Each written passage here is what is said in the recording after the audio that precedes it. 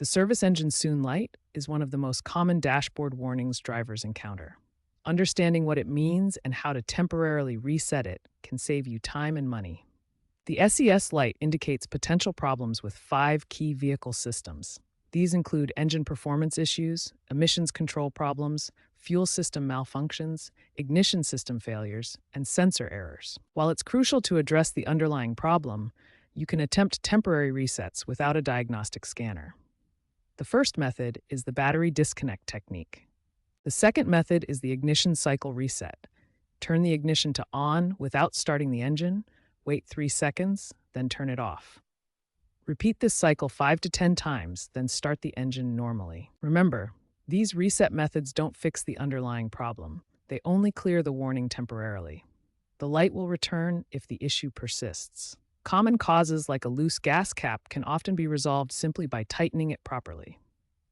While temporary reset methods can clear the service engine soon light, they have significant limitations in modern vehicles. Today's cars have increasingly sensitive emission control systems that make these resets less effective for underlying problems. If the service engine soon light returns immediately after a reset, this indicates a serious problem that requires immediate attention. Repeatedly attempting resets without addressing the root cause can actually damage expensive components like your catalytic converter. The best approach is prevention. Follow your manufacturer's maintenance schedule religiously, use quality fuel and oil, and replace your air filter every 12 to 15,000 miles.